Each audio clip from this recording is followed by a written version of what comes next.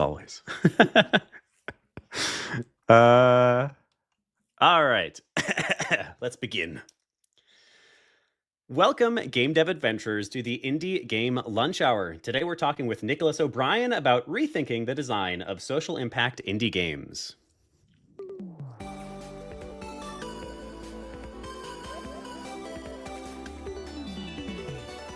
The Indie Game Lunch Hour. Welcome all to the Indie Game Lunch Hour. In this live magical podcast, we give game developers the chance to hear stories of breaking in from industry experts, as well as directly ask them questions about their areas of expertise in the second half of each episode. As always, I'm your host, Willem Delventhal, the headmaster here at the Indie Game Academy, and joining me today is Nicholas O'Brien. Nicholas is the founder at SA Games and an adjunct professor at Pratt, here to talk with us about social impact indie games. Nicholas, it is wonderful to have you on the show. What are you having for lunch today? Thanks so much for having me. It's a real joy to be here. I had a dollar slice. I am based in Brooklyn, and I just got done with teaching, and I knew that I needed to have something before this time. So I picked up a dollar slice just around the corner, and it was delicious. Amazing. Now, I've heard some real scandal surrounding the dollar slice. Was it indeed $1? No, it wasn't. I was using the common parlance. It was quite more than $1, but still in that you can kind of think about dollar slice being a placeholder basically for what I'm talking about. But yeah, no, it was more than $1, and I have seen some of the controversy. Luckily, this dollar slice was like a little bit probably better than the controversial dollar slice. I've had that dollar slice, and it is definitely worth $1, or now I guess 150 or something. Yeah. Right. Very interesting. Yeah, it's kind of it's become a piece of language as opposed to an actual description of price, which is kind of funny. But yes, I'm curious what the last date was where a dollar slice that was actually $1 was available in New York City. Probably a couple of years. Oh yeah, it's been a minute. I remember first moving to the city and getting the equivalent of that in bagel form, a deli bagel, and being like, wow, this is so cheap and so great. And then I figured out that I wasn't really having proper New York bagels, and realized that that's why I was paying Really missing out. Yeah, exactly. Yep. Amazing. Well, thank you and welcome to the show. That's a much more interesting answer than we usually get. People are just like, I'm still drinking coffee. I can't see straight yet. So a little lively conversation about dollar slice is a perfect way to start. Now, before anything else, or after, I guess, our lovely intro there, we love, of course, on the show to highlight origin stories. So, Nicholas, before we get into the topic of the day, I'd love to hear your origin story. So, where are you in games now, and how did you get there? Yeah, totally. So, as you said in the intro, I'm the founder of SA Games, which is a small solo studio based in Brooklyn. We make kind of thought-provoking, nuanced, narrative-focused or narrative-leaning video games that usually have some kind of socially conscious message behind them. And I have an unconventional, I think, origin story. My origin story starts in art school, where I went as a painter and became a filmmaker while I was there. And when I graduated film school, I lost access to everything, as happens when you graduate from school. And so the darkroom that I was using, the film equipment that I was using, and a lot of the kind of accoutrements that come with being in school were no longer available to me. So I kind of took this long-ish winding path to games by going through animation and teaching myself Blender. And during that process, somewhere along the way, I was like, I want these animations and the 3D renders that I'm making to be more interactive and more kind of not so much a proscenium setting, but to be something where somebody's affecting what they're seeing on the screen. So I taught myself Unity a while ago. I think it was Unity 5 that I actually taught myself. And slowly started, making small interactive works and interactive pieces that were much more for a gallery setting than they were for like a commercial game market setting. And then over time, I realized what I wanted to do is that I wanted to make kind of more, kind of legitimate, I would say, games. And so I made a couple what you would call art games, not just kind of myself as Nicholas O'Brien. And then I made a game in 2019, kind of 2020 or 2020, that was called The Last Survey. And when I was kind of nearing the end of that game, I was approached by a publisher called Red Deer Games to port that game to a Switch. That I didn't think that that was something that was going to be available to me. Hmm. And what that did is that it opened up this whole new audience for me, and it showed an audience that was very prepared for um, kind of in-depth reading and in-depth kind of critical thinking, and something that I was not seeing as much in a gallery context. And I, yeah, kind of made this pivotal decision to be like, you know what, I want to do games full time. I want to run a studio. I want to shift my practice to be kind of thinking about games first and art kind of, or being an artist somewhat secondary. And so, yeah, that's kind of how I arrived at then founding the studio in 2021 and then working on projects from then. That's so cool. So then that publisher, did you have an actual publishing agreement with that person?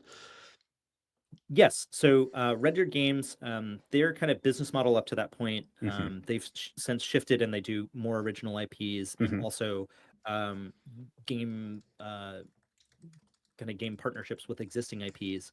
But their kind of model at that point was taking games that had some kind of either publishing success or critical success, and then thinking about how to potentially port them to other platforms.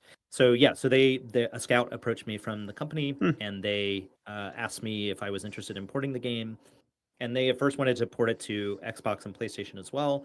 And I said, I don't really think the game that I had made, The Last Survey, is an experimental, Hmm. hand-drawn visual novel. And I said, I don't really think that that's going to go over super well with the demographics that are on those consoles.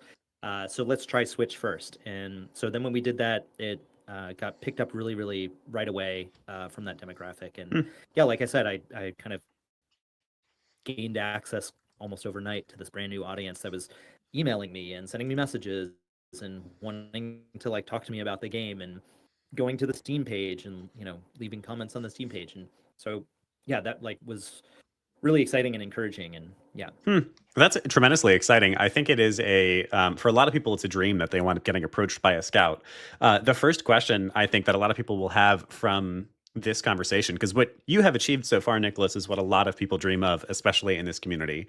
I would say virtually everybody in this space is actively trying to start a studio, or at least dreams of running their own studio at some point.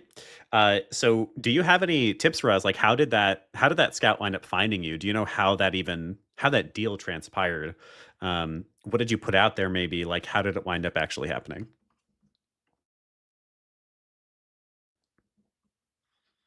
That's a really good question. I think I have two answers to it. I think the first answer that I have is that I had gotten a little bit of press um, around the initial release of that Hmm. game. Um, and so it possibly could have been through that. And again, it was a little bit more like art world press than it was game, I would say, like Games Central press. Hmm. Um, so I think that it could have possibly happened through that. And I think it also could have definitely happened through a Kickstarter campaign that I did, which wasn't actually funding the game itself, but Hmm. was funding a kind of transmedia version of the game, which was performing the game in front of a live audience with live musical accompaniment. Hmm. And the game is a visual novel and it has these branching narrative paths. And so I then created this little applet with a collaborator for people to collectively vote on what paths to choose. And then the live accompaniment would change depending on the choices that they made, and we would kind of go explore those choices together. Um, so yeah, so the Kickstarter was to fund that and basically to Hmm. pay the musicians and the accompaniment, and then to also make this little applet as a kind of accompaniment with the game. So I think it's also possible that they were kind of like proving successful Kickstarter projects, Hmm. and they found the game through that, and they were like, "This thing is doing something really strange and interesting and different," and I want to check this out. And it was about like maybe 4 or 5 conversations with them. back and forth, kind of working out the contract, working out the deals. They were very, very transparent, very open. Mhm. I had a lot of notes on the contract, and I contacted a lawyer. I contacted a lawyer, and then I contacted another lawyer that was like more about IP. They said, things seemed really good. Might want to add these clauses. And so yeah, it was a back and forth, but they were very, very amenable and very transparent. And yeah, and kind of funnily enough, I think that contract is about to be renewed, which reminds me that I need to probably send them an email to do that. But yeah. So yeah, it was just like a series of conversations. But I think that that's how they probably initially found the project. That's tremendously exciting. I think we've heard one of the things I love about doing this show is, we get advice that's completely out there, unique to the individual, but we also get advice that we hear time and time again. And one of those ones that we hear time and time again is basically put yourself out there. It's difficult to. As somebody who has run something on the side my entire professional career, it is difficult to make space for really trying at your passions while you keep yourself financially afloat. But I think your story is an example of how that can really pan out for you, and in a way that you didn't expect. You weren't really looking for a publisher. You were looking to create this interesting transmedia experience. You were literally trying to fund something largely separate from what wound up actually happening for you. And yet this opportunity presented itself. You took advantage of it. You made sure it was safe for yourself. I think contract negotiations are good to spend some time going back and forth on. And then once you had that opportunity and you were taking advantage of the opportunity, you really leaned all the way into it. You were like, okay, yeah, I can make a company that's all about telling interesting stories through games. I think all of that is something that the audience can take away from this story. 100%. The other thing that I would just like highlight there too, that I didn't really know at the time, but I got some good advice on that I just want to share with your audience too, is like contracts are a negotiation. They're never like one and done, right? If the person that you're wanting to create a contract with doesn't want to negotiate, then you do not want to have a contract with them, Mm-hmm. right? I think going into that first kind of initial foray into that collaboration, I was a little scared about sending them back notes, right? I was like kind of worried that I was going to be like, hey, I need you to change things on this thing. And they were going to say, no, never mind, we're not interested. But that's like absolutely not the case. And if they're a professional outfit and they have done this a million times, or they've done it enough times to know that that's part of the process. And yeah, I just would encourage anybody that's going into that to really make sure that you know that that's just part of the process. It's ingrained, it's baked into the bread there. 100%. And something else I'd say there too is oftentimes the contract negotiation can like feel harsher than the institution organization actually is. Lawyers are going to, and anybody who's got any kind of legalese is going to be very careful about the language and the promises that are made. And so, they'll say no. They'll say, well, this is all we can do. And they might be a little bit more. It might feel at least a little harsher, but oftentimes I like to recommend that you kind of think of like the legal side versus the actual humans, the people side of an organization as separate. My current day job is like a ton of fun, but it took us to the contract, and it was such a pain in the ass. Right. But at this point in Right. time, I trust them, love them, they're great. So sometimes people are just negotiating. All right, but that's enough about that. Yeah. Let's jump into the topic of the day, which is one that's near and dear to my heart. You already spoke to my soul, Nicholas, by including indie in your episode title. We are the Indie Game Academy, after all. I am all for people who are self-funding, who are figuring out how to support themselves financially in games. So, topic of the day, rethinking the design of social impact indie games. Can you give us your 101 introduction to that topic?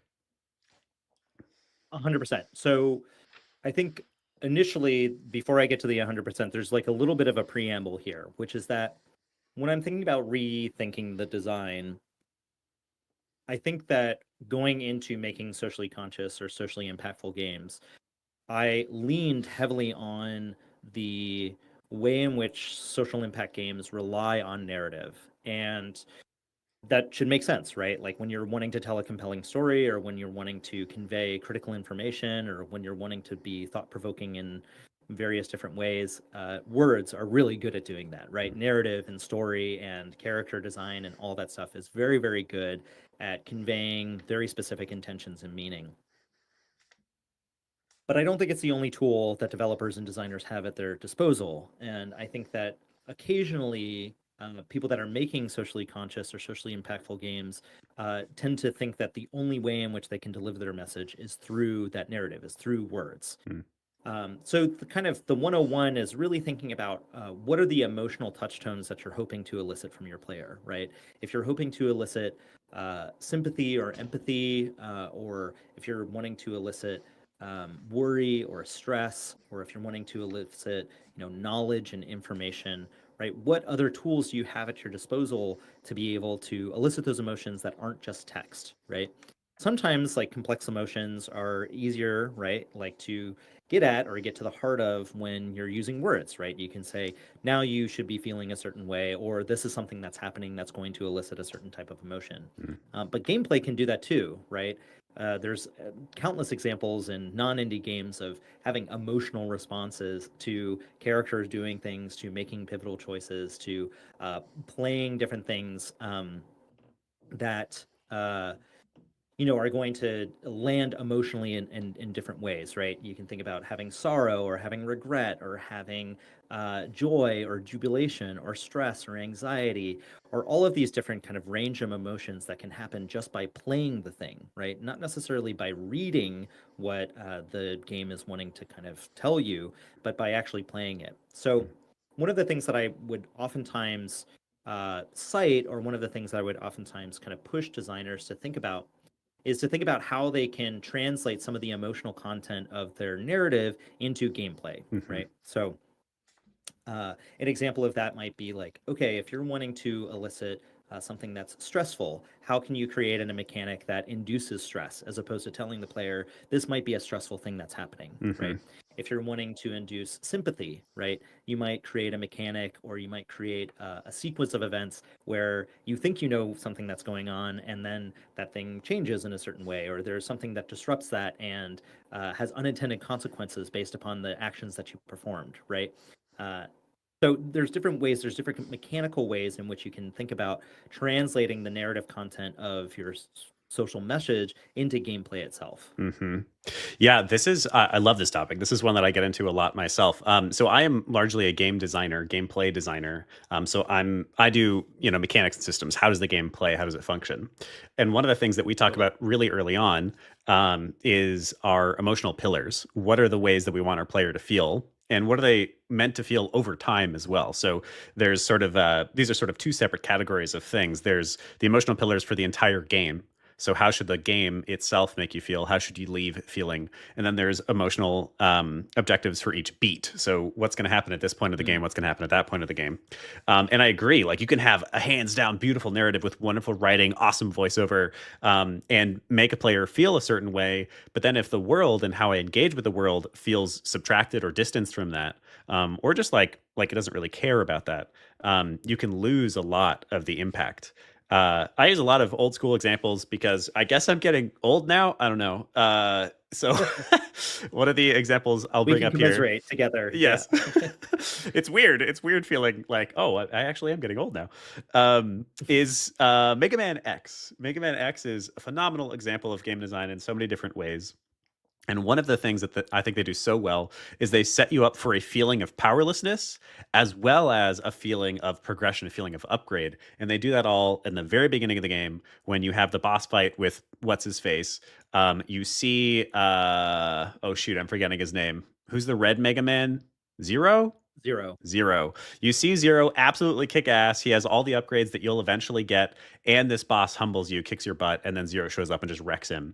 And it's a great way of, first of all, tutorializing the player. You're fighting this really hard boss. It's got that Dark Souls vibes or something like that. And then Zero shows up, saves the day, gives you a direct visual example of how powerful you'll get. And suddenly the progressive power scaling feel of this game is there instantly with very little text actually said. That's true. You never get his sword, Rick, which is highway robbery. But yes, that's, I think, a great example of how a game's mechanics can make you feel a particular way. Now, I think you're sort of alluding to something just slightly shy of what I'm talking about, which I'm talking about the internal team's desires for how the game should feel to the player. But you're talking about social impact feels, how Right. the messages and lessons you want your player to learn actually get translated into gameplay as well. Can you tell us a little bit more about that? Yeah, 100%. So, and you're totally right. That's a great example, right? Like, how do you show the player what they will become, right? Mm-hmm. How do you show the player that they could potentially change over the course or develop into being, for Mega Man X, right? This ultimate badass or something. Mm-hmm. Mm-hmm. Um, but I think for social impact games, the thing that you want to be delivering is thinking about.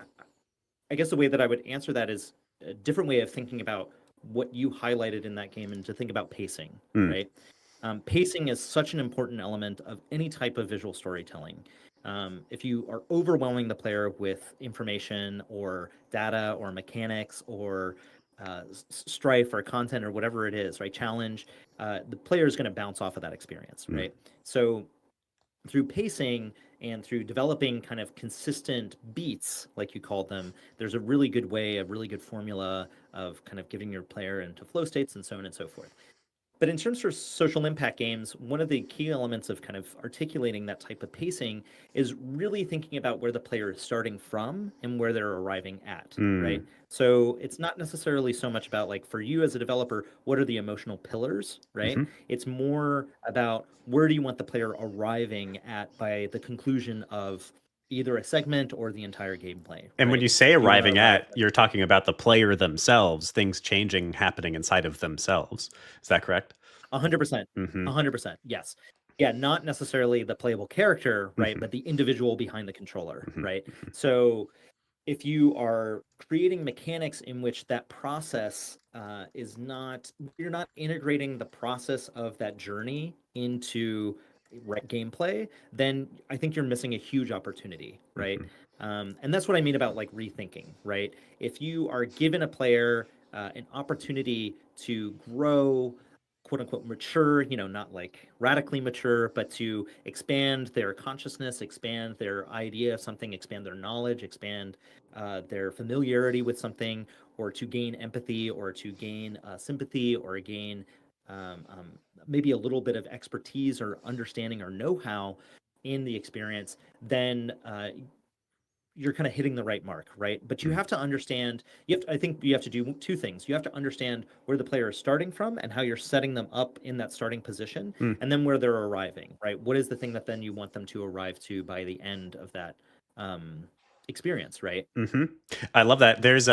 I am just myself in my own career learning about basically design leadership, like holding a design team together and creating a cohesive story that way, which is a Mm. whole set of skills into and of itself. So I'm always a big fan of any frameworks that we can kind of agree to, because once we've agreed to the framework, it's a lot easier for us to all work together on something. That's the purpose of emotional pillars in general. If we can all agree how the game should feel, we're going to have a much more cohesive game in the end. So I like this starting from arriving at. Are you able to throw us some examples maybe? What is even if they're just made up on the fly, like what is a starting from and an arriving at for some social impact indie games? Well, I'll give two examples. I'll give one Hmm. example that's of my own game that I just published called Bundle of Joy. And Hmm. Bundle of Joy is a dad simulator minigame romp. And it is lighthearted and playful, but dealing with some pretty heavy content, which Hmm. is becoming a parent during the pandemic. And for anyone that has become a parent, or for anyone that has experience doing any kind of childcare, you know that it's a pretty stressful thing. So when you are kind of initially starting that game launches you into a very stressful environment right away. So it kind of sets the tone of being like, this is an intense experience, right? This is, Hmm. not for the faint of heart. Parenting is hard.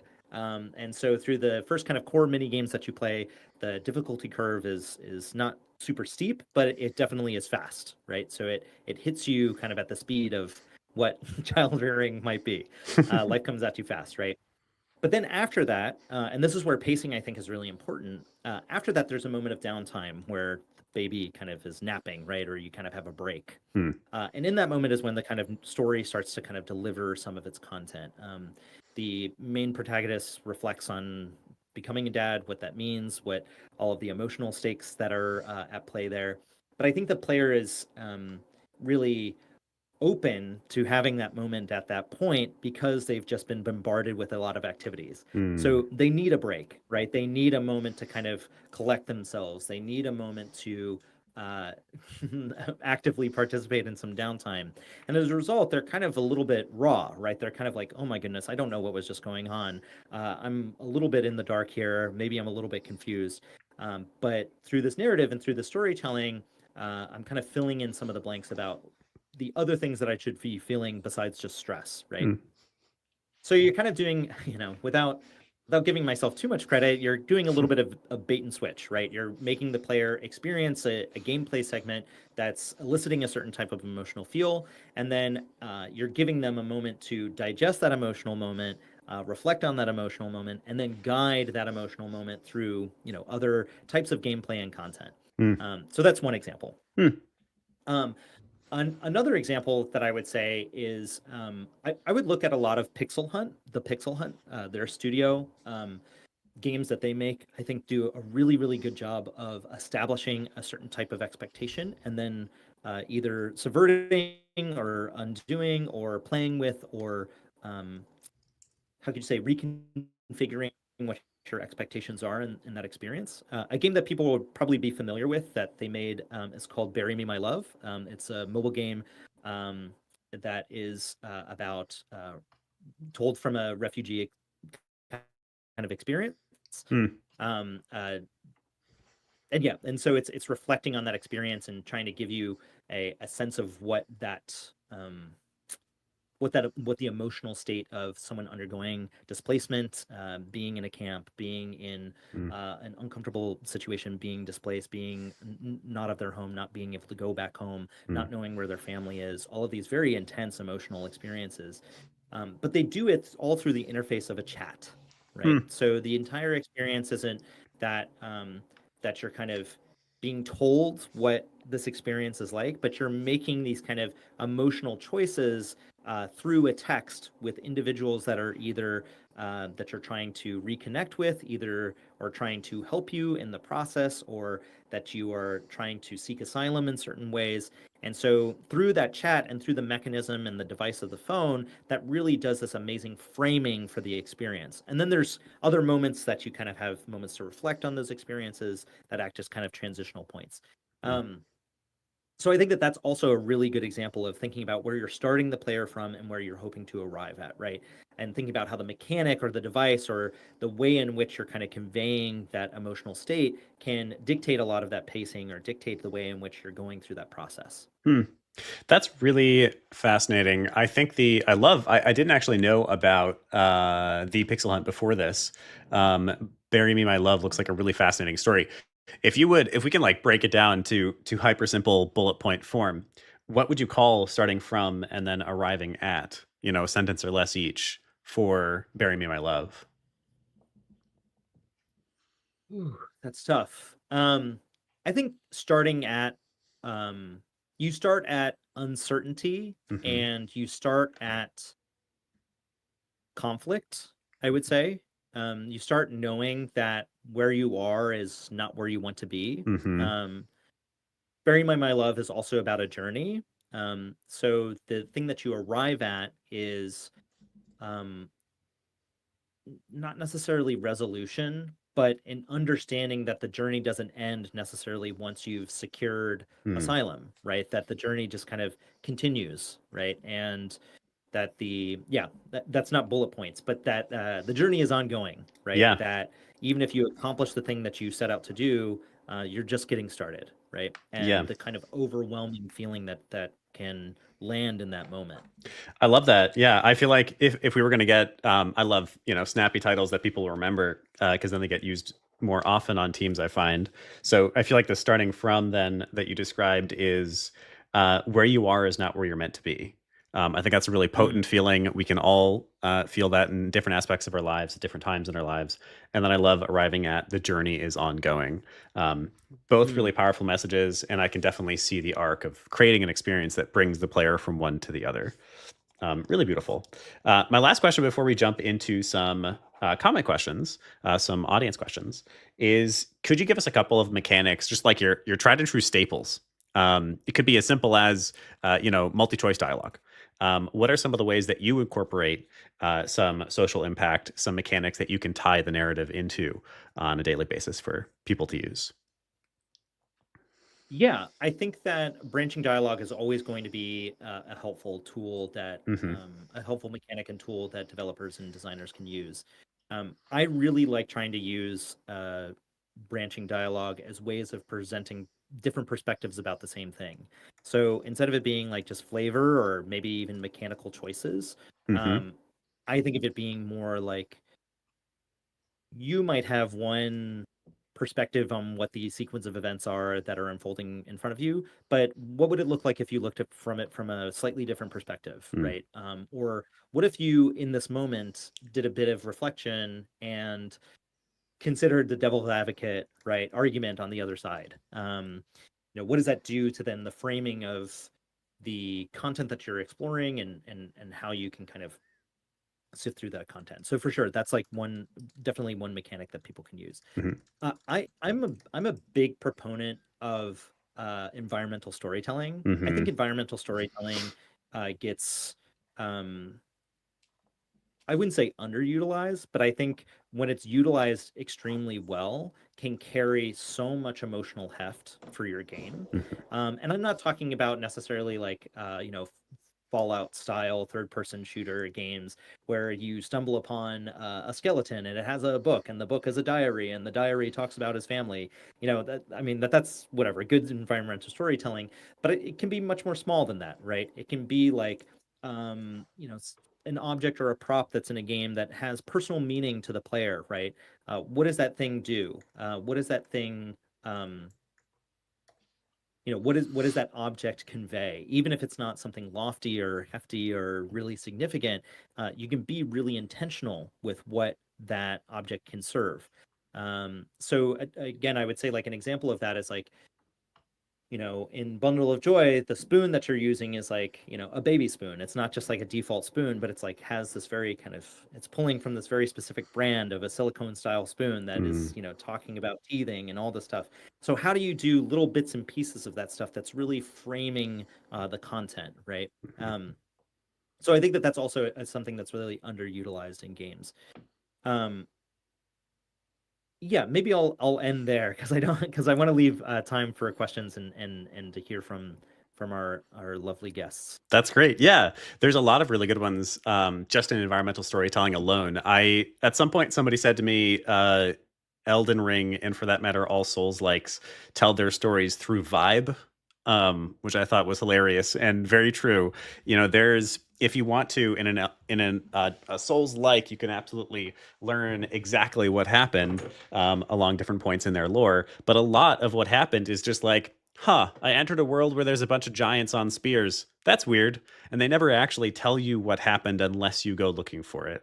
And as you said, like that's a pretty specific example of environmental storytelling. That's like, I put the evidence in front of the player of what happened here. But it doesn't even need to be that much. Just changing the text on your main menu start game button can change the entire feeling of your game.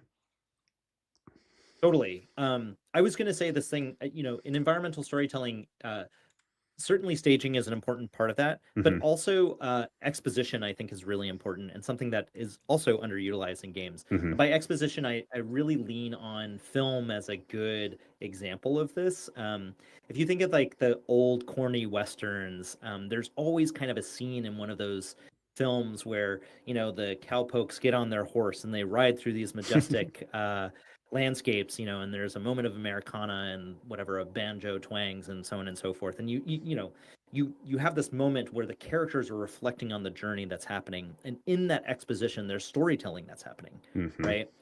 There's emotional content that's happening. There's anticipation. There's anxiety. There's relief. There's rest. There's pause. There's the sublime. There's all these things that's happening in in a montage that's maybe 30 seconds long within a game or within a film. And something that a game that I think that does this really well, that's really not talked about or is talked about as a negative thing, is a thousand times resist. I think about Hmm. how moving around the hub world in that game is actually really important to the affective experience of that game. Mm. And I don't think of a thousand times resist as being a socially impact game, but it's definitely a game that has a message, right? It's definitely a game that has critical thoughts in it and critical reflections about family and trauma and um, yeah, being and identity, right? Um, But also one of the themes is like alienation, right? Feeling not of yourself. And when you're in the hub world and you're running around and you're feeling lost and you're in this big cavernous space that's windy and kind of hard to pathfind through, that has an affective toll, an affective toll on the player. You know, so I think that where people are like, oh, I didn't like the walking sequences is that, I just like think of those old westerns. It's like that's what you're doing there. You're like having moments of thinking about how even as a player, you don't feel like you necessarily belong in this space. That's awesome. I saw 1,000 Times Resist for the first time at the IGF Awards. I guess just this last year, actually, and I still have yet to play it. But man, it looks so cool. All right, well, wonderful. So I think, if I'm not mistaken, Question of the day. wow, it's time for the question of the day. So we're going to change this one up a little bit. I'm actually going to ask those in the audience to participate in a small creative exercise. For those who are listening after the fact, participate on your own as well. Would you like to tell us, Nicholas, while we transition to questions from the audience, what our question of the day is? Yeah, so our question slash challenge of the day is thinking about a pitch for a game idea, or thinking of a game that does this, where the social message of the game is paired with a particular mechanic, right? So we talked through some examples that we talked about, but yeah, what kind of ideas do you have, or examples that you might have, where the mechanic, the design, the gameplay design matches the content, I guess, the message. So give us in the chat an idea for a game and a mechanic that you can pair with it to create some sort of positive social impact. Nicholas is going to pick his favorite from amongst those who type in the chat, and you will get 3 House Cup points for the person who has picked his favorite. In the meantime, we're going to give you 1 question's worth of time to do this. Hamna, would you like to ask your question of Nicholas? Hi. Hi. Hey, Hamna. Nice to have you here. Nick, I have a question. So you did a narrative game, and then you made another narrative game, and despite how well it was perceived, or it did on the market, the general sentiment with narrative games is they're tough to market. Why did you do this? What in you bespoke you to be like, okay, despite the general sentiment, right? I'm going to go ahead and I'll make this. Was it just that your first game did well, or was there another reason behind it? Stubbornness. Without being glib, thanks, Hamna, for that question. That's a really great question. And I think you're right. I think that narrative games typically are harder to market. They're more quote unquote demanding on players as a piece of content. They often are not just demanding in terms of gameplay, but also demanding in terms of thinking, right? They ask the player questions, and sometimes players don't want to be asked questions. They just want to be, how could you say, like, they just want to zone out, right? Or like, go into a fantasy or what have you. So I think, like, to answer the question more specifically, I think that comes from like my art background, right? I think that a lot of that is I've always said about my projects that I think of my work as being a comma in a sentence rather than a period. And I think that I really want work to be conversational. I don't want it to be definitive. I don't want it to say, this is how this thing is. This is how a way of thinking and being and existing is, right? But rather, here's a perspective. And what is that perspective? How can that perspective perhaps make you think about your own perspective, right?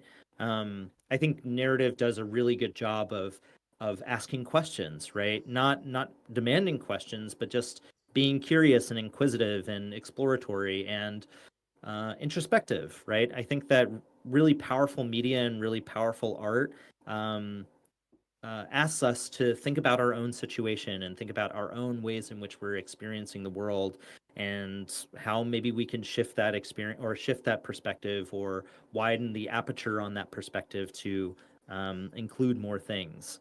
So I think that that's tentatively why. I think thinking about the market stuff, I don't know. I'm still learning.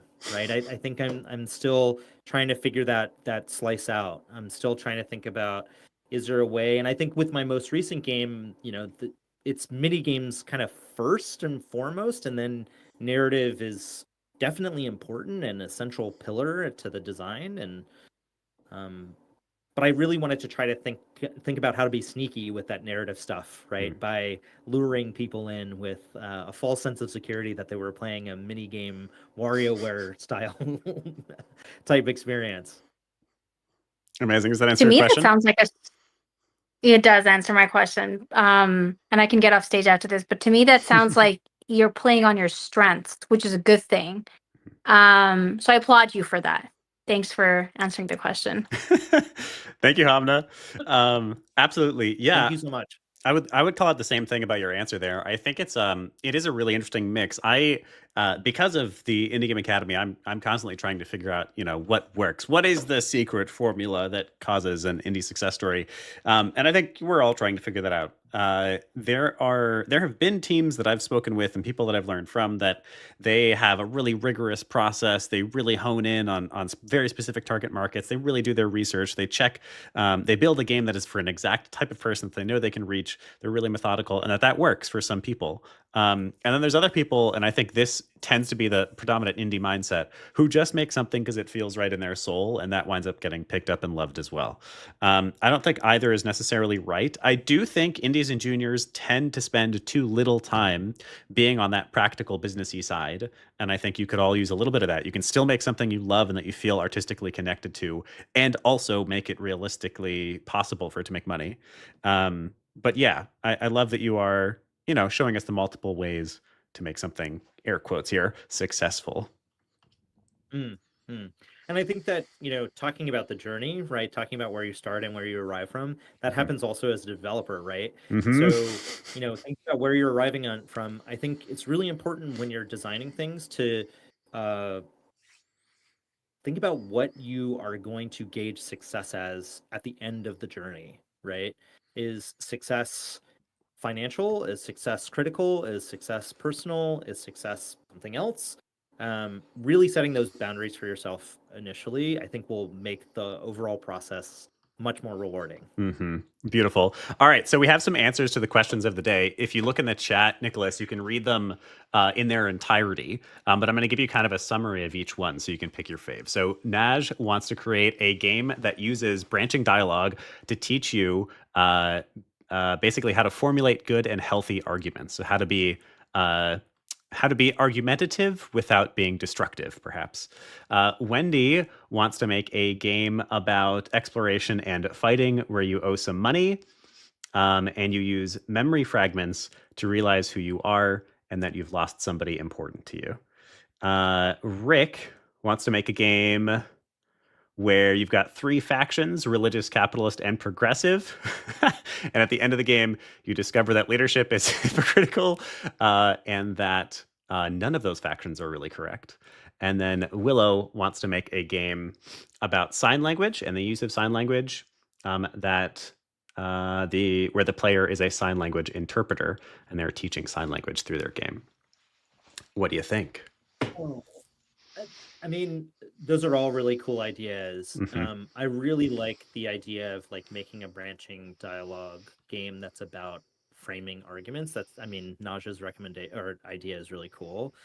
This sign language game from Willow, I could see that paired with a very cool motion control or dual sense type of some hardware incorporation into that, some alt control incorporation into that. I think that there's a lot of kind of design sensibilities around uh, both informing but also creating perspective around using ASL or sign language in general. I really think about who the characters are in that type of game. I think that that's also something that's really important in terms of thinking about what you're establishing, right? What perspective are you presenting your social impact game from, right? Is it someone that's already deeply ensconced in the social message, right? Or is it someone that's perhaps looking from the outside in and wanting to discover more? So I'm going to pick that one, the sign language game, because I think that there's just like a lot of a lot of potential for thinking about what that game mechanically could do, both from a controller perspective and a hardware perspective, and then also from a character design.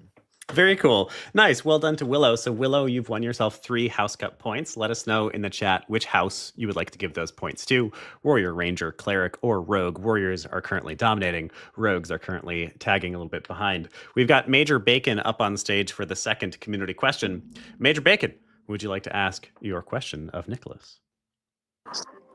Sure thing. Hi, Nicholas. Thanks a lot for doing this. This is very like awesome, like knowledge that you're spitting at us, and it's really cool to see this. And I guess like when we were initially talking about how a cultural impact can be made to make a social message, my initial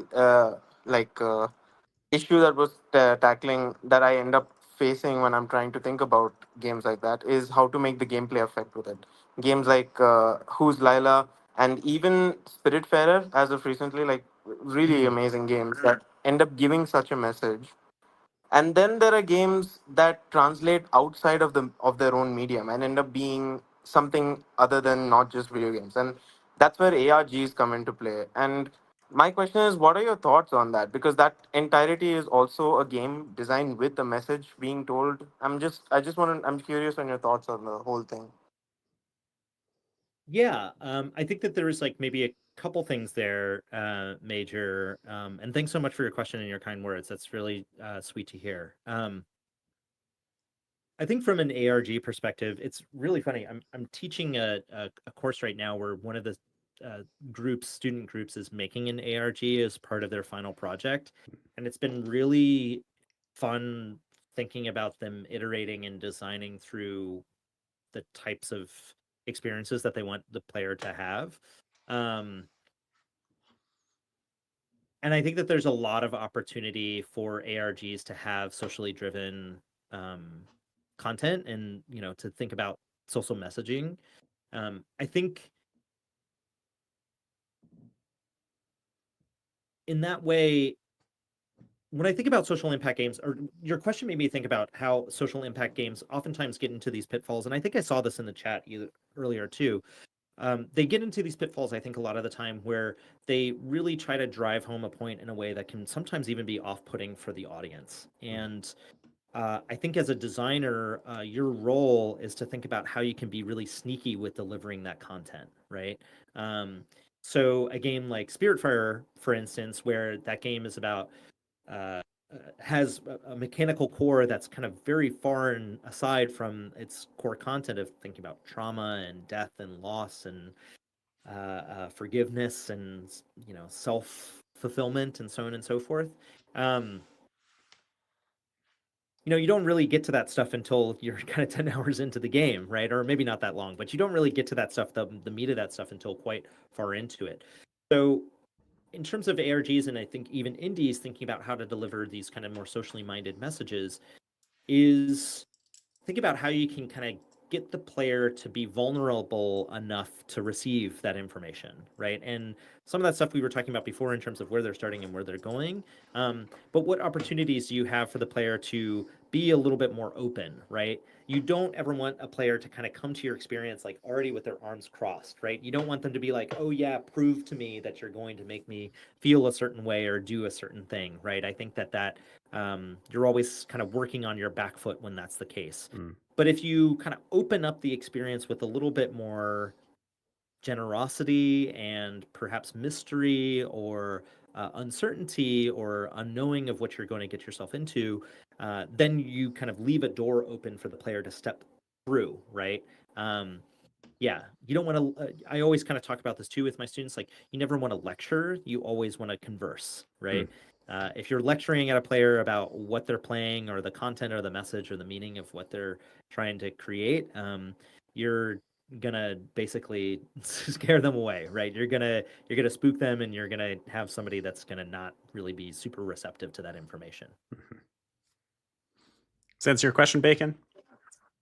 Yeah, I kind of understand it. Yeah, it answered my question pretty well. Thanks. Awesome. Thank you. Yeah, that is it's actually the third question from the audience is the same question more or less. When something is too on the nose, players feel preached to, and how do you avoid that? And I think that one's from Rick, as always. I think I would largely agree with you there. I think like humans can't be told they have to be led, and even that sounds far too reductive, I think, from what I'm trying to say. Um, People need to make up their own minds, and they need to come to the conclusion on their own. And so if you're saying, hey, here's the conclusion, that's what you should do, that's what you should be, then they have a natural disposition to actually resist that change, because they are, they want to come to it on their own.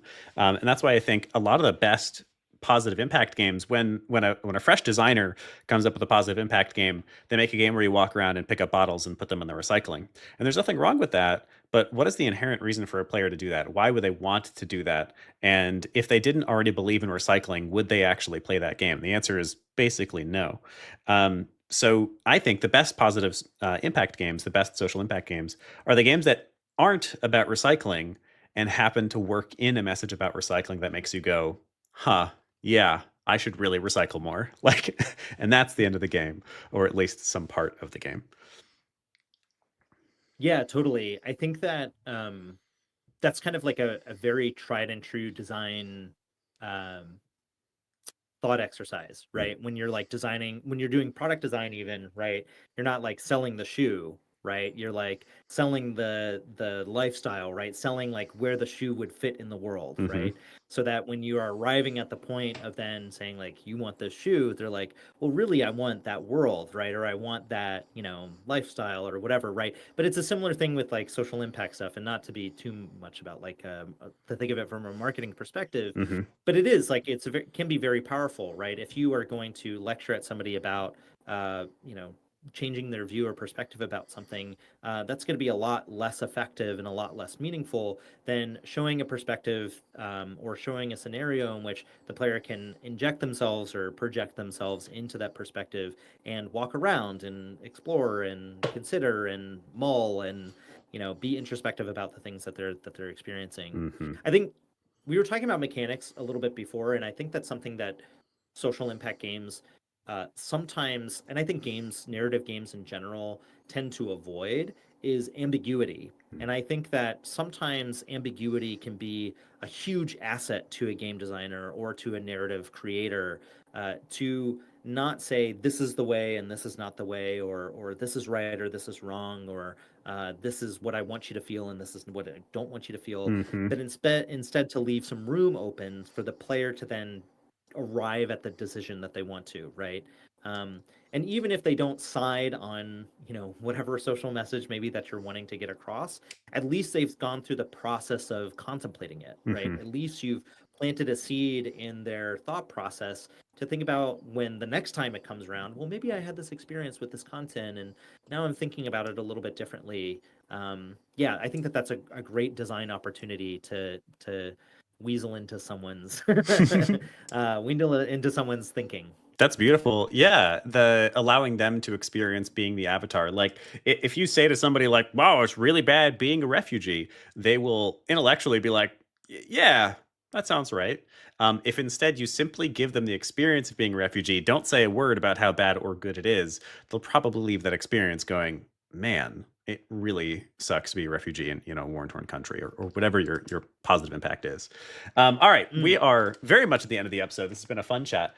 Before we say goodbye, we've got two things to do. First thing is to assign some homework. So, Nicholas, what is something the audience can do in the next week that'll take them about an hour to practice some of what we talked about here today? Yes. I think one thing that everyone should do is to think about what that social message is, right? Mm-hmm. Even if you're not making a social impact game, think about what you want to be telling players, right? Do you want to be telling players violence is a solution, right? Mm-hmm. Do you want to be telling players uh, greed is good? Do you want to be telling players um, forget your friends, go it alone, right? Or do you want to be telling players uh, something contrary to those motivations that sometimes are so central within a gameplay experience? Mm-hmm. There's opportunity to deliver social messages in your game that are not heavy-handed, that aren't you know you know driving home a point that you need to have. But there are ways in which you can design your story and your experience and your gameplay that are encouraging certain types of, social behaviors, right? And what are those social behaviors that you want to encourage within your designs? So your homework is to think about what that is. What is the core? What is that belief? What is that pillar that you want, like you said, what is that pillar that you want players to take away from your experiences? I love it. Awesome. So come up for us an idea for either a game that you're currently working on or a game that you are playing, perhaps, if you don't have one, or just come up with a new game idea. That's always fun. That somehow gives us a singular purpose, something the player can take away, learn from, and experience from. As always, we love seeing those posted. If you are feeling brave, do the homework and post it to LinkedIn, and then you can tag us, the Indie Game Academy, or you can tag Nicholas O'Brien. Of course, we'll give you a thumbs up. We'll give you some feedback. We'll tell you it's great. All right, it is the end of the episode. Nicholas, is there anything you would like to plug or any last words of wisdom you'd like to give us before we say goodbye?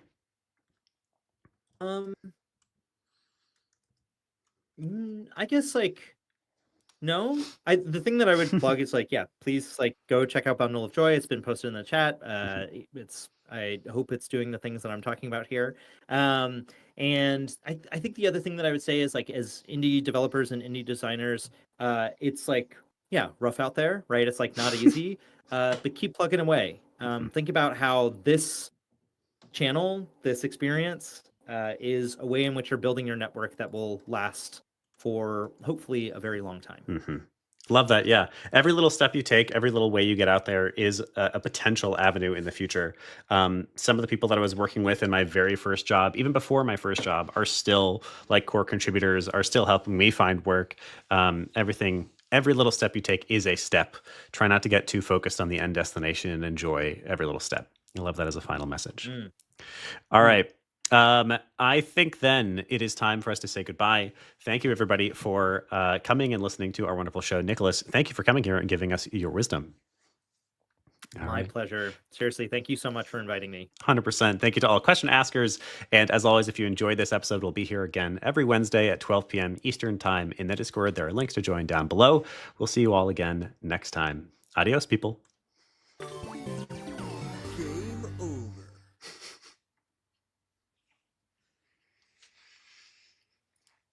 And goodbye to the live stream. We love you. Miracle, I see you on LinkedIn. It is every Wednesday at 12 p.m. Eastern Time. So come and join us in Discord.